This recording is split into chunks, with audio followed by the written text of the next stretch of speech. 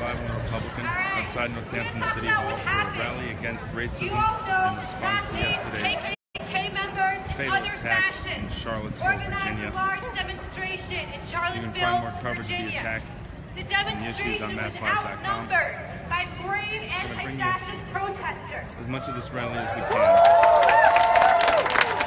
And because they were outnumbered, those cowards rammed a car into a crowd of protesters, murdering 32-year-old Heather Heyer, a paralegal. This is what happens when you give Nazis any inch to publicize their platform. What do fascists want? They want the expulsion and extermination of people of color, of women, of LGBT people, of Jewish people, of Muslims, and of immigrants, and among others. Not gonna let it happen. Fascists want an alliance. We're not gonna let it happen. Fascists want an alliance between capitalists and a white supremacist state. And as history demonstrates, we will not give them any inch, because when they grab an inch, they inflict violence against all people. Hate speech is not free speech. So we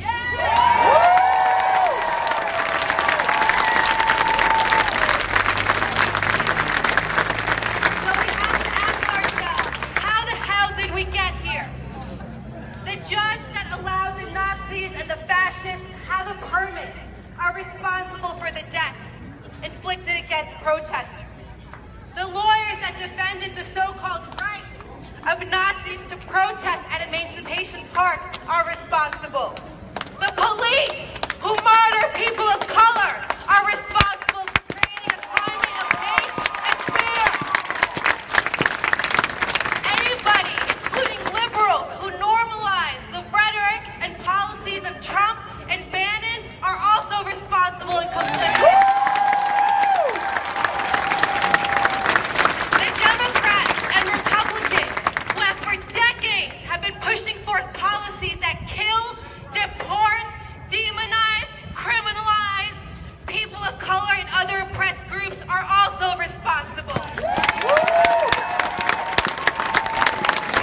Nazis are cowards, but they are dangerous cowards who seize an opening, and we will crush that opening with our organizing and non-resistance.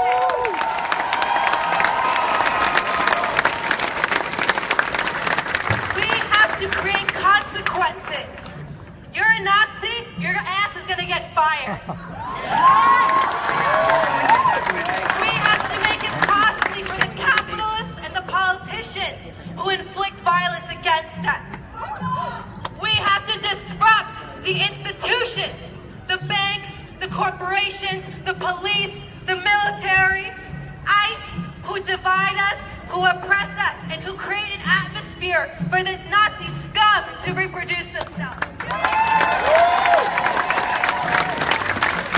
With our organizing, and that is slow organizing, that is hard work, working class people coming together, immigrants, women, different oppressed groups coming together in a united coalition to smash our oppressors. And together, we will make fascists and racists afraid again.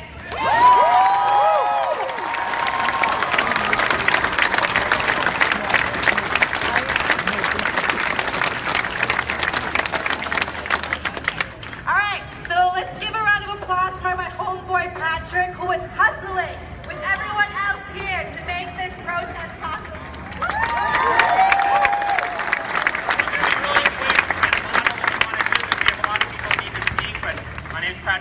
I'm the president of the Hampshire Franklin Central Labor Council, and I have friends who went down to Charlottesville. This was something that, you know, the counter-protests, the community, the progressive and radical allies that were there, they knew this was coming and they organized for it. This is not a shock to many people, and it shouldn't be unfortunately, it should not be a shock to us, because white supremacy is something that's been in our society since we started, and we have to stand up and fight back. And I want to make a big note that the folks who were attacked, weren't just anybody. These were people that were anti-capitalist, who were socialists, who were fighting for a better world, and they're the ones who are on the front lines of fighting white supremacy, of fighting Nazis and fascists. And the thing is it's not just in the South, it's not just in other parts of the country, it's right here in Western Massachusetts. So if anything, if you're showing up today, remember, get involved. There's going to be a lot of great speakers and groups that you can get in touch with, that you can begin to build organization and build a movement to make sure that we wipe white supremacy and fascism off this planet. Thank you so much for coming.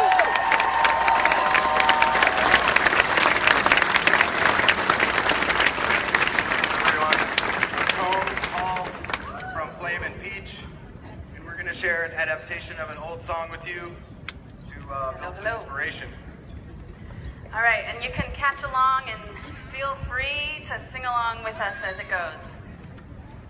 If I had a hammer, I'd hammer in the morning, I'd hammer in the evening, I'd hammer all day, I'd hammer out danger, I'd hammer out a warning, I'd hammer all the pain away.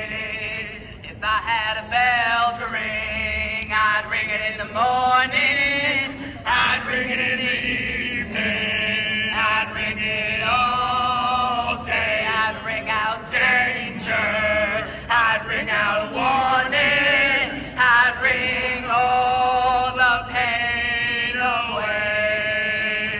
If I had a song to sing, I'd sing it in the morning, I'd sing it in the evening, I'd sing it all day, I'd sing out danger, I'd sing out a warning, I'd sing out all the pain away. Well, I got a hammer, and I got a bell, and I got a song to sing, and I'll sing it all day. The hammer of justice, it's the bell of freedom, it's a song about love and liberation. Oh, it's a song about love and liberation. Oh. Excuse me. Hi, my name is Brian Steele. I'm a reporter for the Republican and Mass Live. I'm broadcasting on Facebook right now. Do you mind if I ask you why you came to the rally today? Sure. Great. I think it's really important as a white person to stand up against white supremacy and to make my presence known, that I am somebody who is trying to actively fight against oppression in this country. And, yeah. Right, so your sign says white silence equals violence. What does that phrase mean to you? So this is a phrase that a lot of people use. To me, it means that as a white person, it's my obligation and responsibility to say something when something happens that I consider to be oppressive. Were you inspired to come at all by the Charlottesville attack? Yes. Yeah. Can you tell me what your reaction was when you heard the news? I was heartbroken. I was super angry. I was not super surprised, but just tired of these things happening over and over again. And again, racism has existed in this country for centuries, but just it was pretty remarkable to see it, especially the picture of the torches was particularly jarring. Things have been pretty tense. On both sides, the rhetoric was pretty heated, would you say? Yeah, I mean, I think that the fact that white men feel threatened is pretty remarkable. That really, the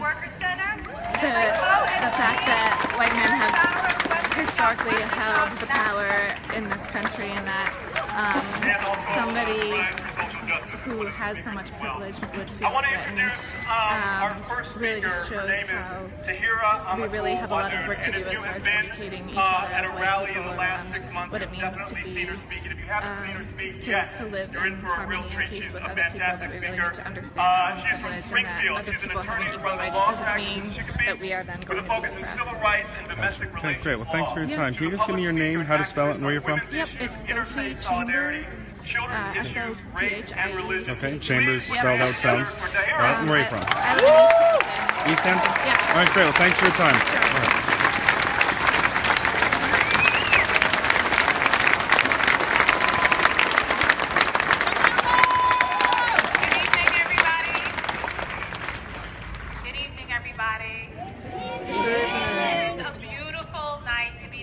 And I wish that it was under other circumstances, but we have to come together for anything.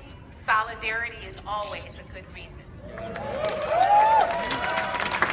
I come with greetings, peace, salam, love, hugs, strength, solidarity, affirmation, healing.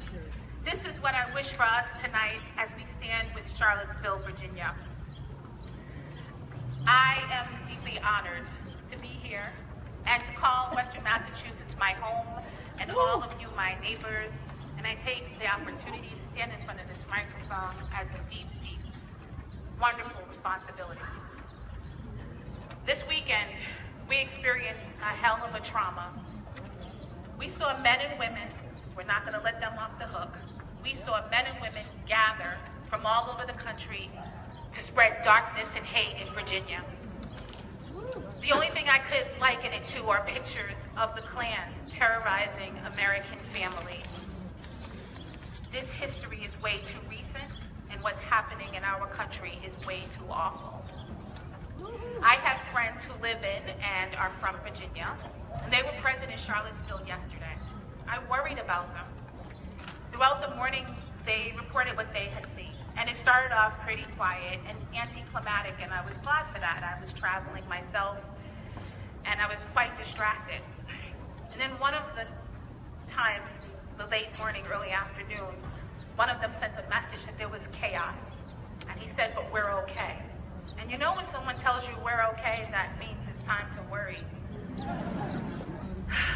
He then described the car coming in and running down the protesters, and they were 50 yards away from that. My friend is a physician, and he was with other friends, one a videographer. They had gone in the spirit of humanity, and it was very hard for them to witness that and to comprehend what had happened. Throughout the night, I checked in and asked them, how are you doing? And they said, I don't know. I didn't know to expect that. One of my friends who was there said, there were tanks, there were helicopters, there was a heavy police presence. How did this happen? Who let their guard down?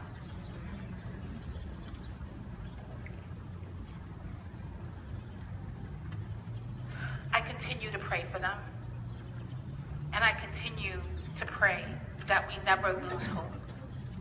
We need it, and we must never despair of it. These hateful people, these neo-Nazis, the white supremacists, they are consumed with jealousy. They're jealous of our joy, of our strength, of our faith, of our discipline, of our conviction. They want to steal our joy, and we will not let them. Woo!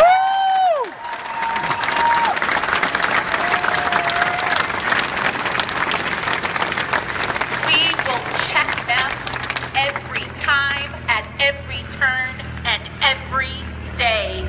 They will see our faces challenging their hate. I promise you that.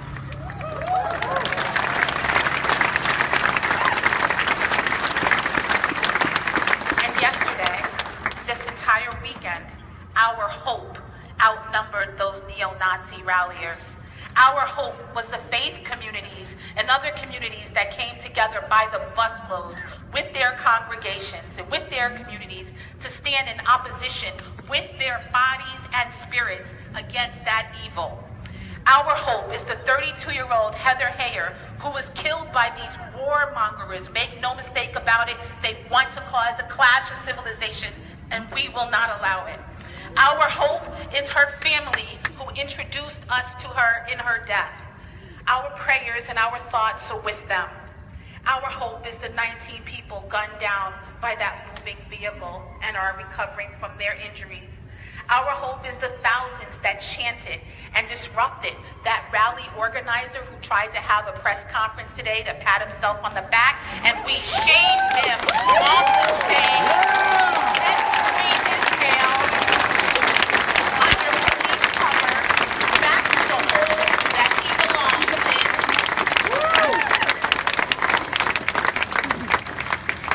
Our hope is the hundreds of people who stood in Arizona and California over the past couple of years with their bodies and their spirits to shield mosques, houses of worship from armed protesters.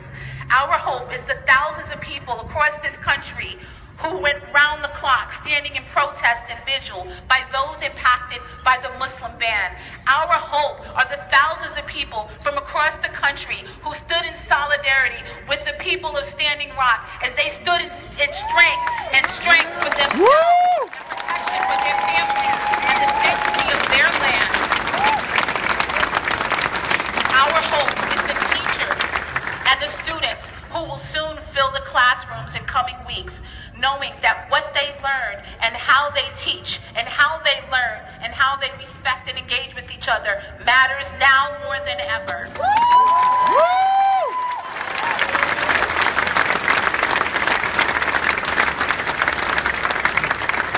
Our hope is the community who stood by the mosque which was firebombed in Minnesota last week when our president refused to call the bombing a terror attack. We don't need to wait for him. We got this.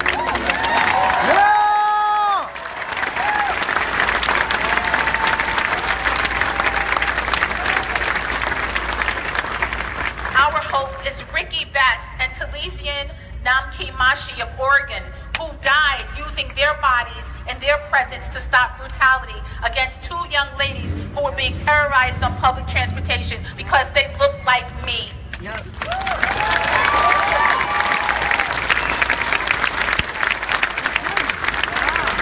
Our hope is the community of the Mother Emanuel Church, who continue to worship there despite the act of terror on its congregation a few years ago by the white supremacist Dylan Roof.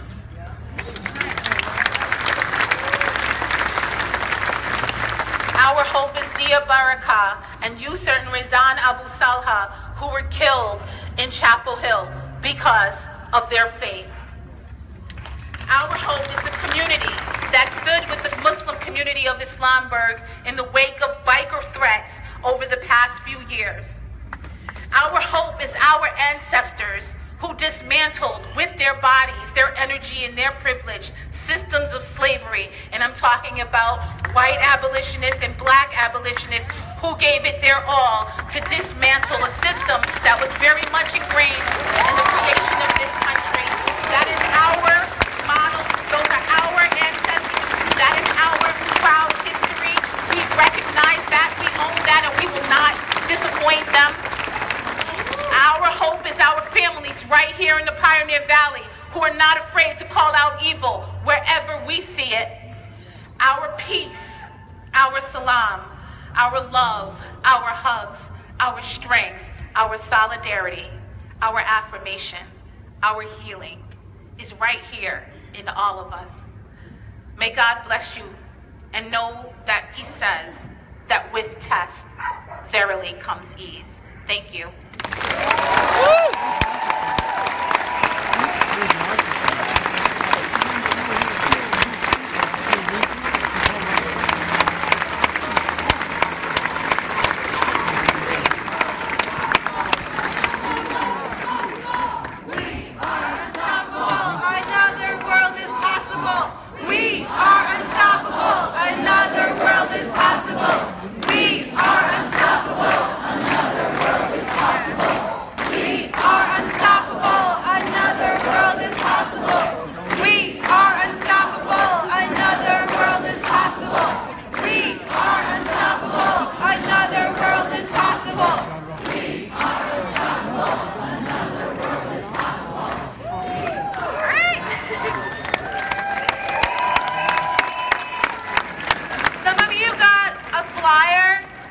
About organizing locally in the resistance struggles in this region.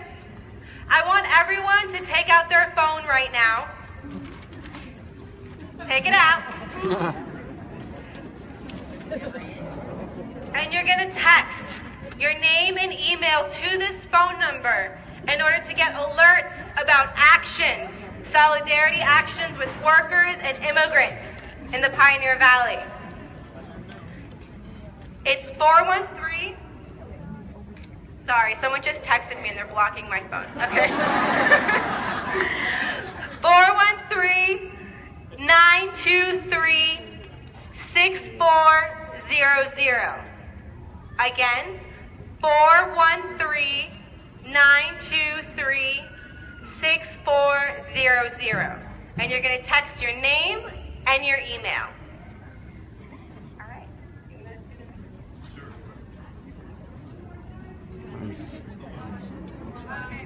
One more time. Okay.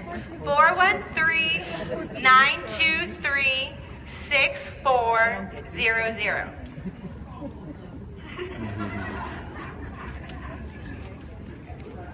Another round of applause for Tahira.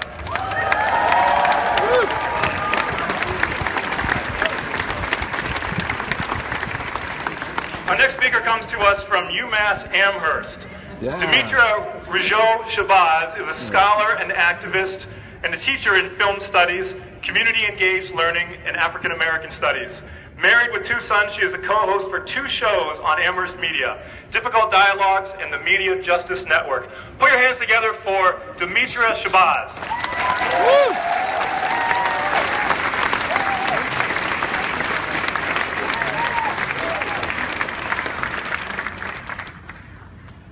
I am moved to tears to see so many beautiful people out here today.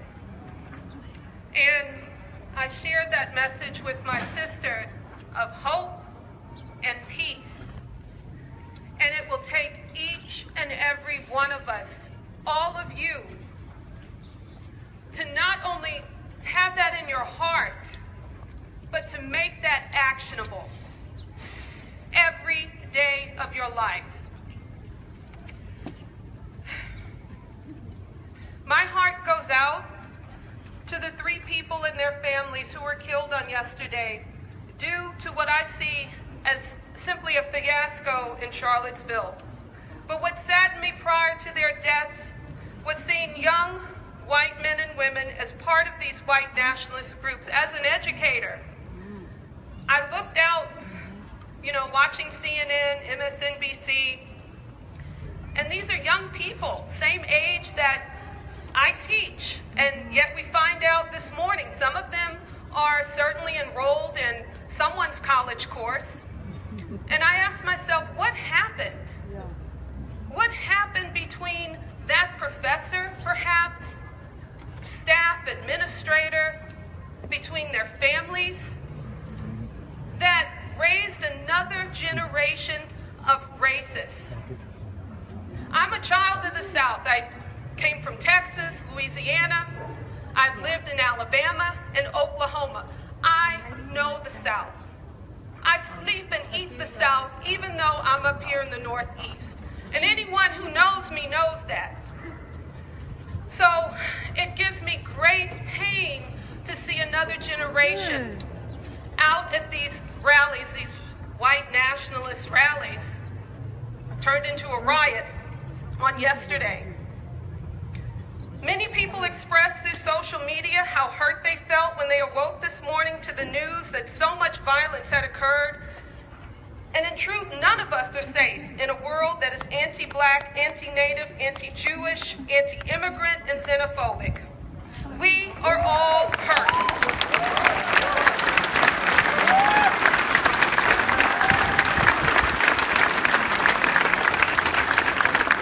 We are all hurt and affected by racist, violent acts. Everyone hurts due to white supremacy and ideology focused on the myth that non-whites are inferior. This harm may be abstract for many white people or those who have yet to realize the harm of white supremacist ideology, but according to the ADL, the Anti-Defamation League, among domestic extremist movements active in the U.S., white supremacists are far more violent, committing about 83% of the extremist-related murders in the U.S. in the past 10 years, and being involved in about 52% of the shootouts between extremists and the police. Not Black Lives Matter, not black folk, but white extremists. White supremacists also regularly engage in a variety of terrorist plots, acts, and conspiracies. And now those are ones that we can pin on something ideological. Of course, there's other individual crimes. That is what we as a nation experienced yesterday, an act of homegrown terrorism that 45 has yet to call out. As a person of color and someone that has worked to create a socially just environment for my children and the community, I am tired of fighting for a better world for everyone's children. While some of us sit on the sidelines and post in solidarity on Facebook, look in horror, and throw up their hands in exasperation. People like me at times have risked their livelihoods, their friendships, and their lives, or that of their loved ones, to make their piece of the world a better place for our children. So when we think of the harm that white supremacist ideology extorts, we should think of the time and energy our friends and neighbors use to remain calm in a storm of daily challenges to our sanity, our bodies, and our souls. We must all do our part to dismantle racism, but the root of this oppression, which is white supremacy, and as Bell Hooks has called our attention to, capitalist patriarchy, it keeps us all in chains. All right, thanks all for joining us here with Matt Sullivan, Republican. Have more for you on MattSullivan.com.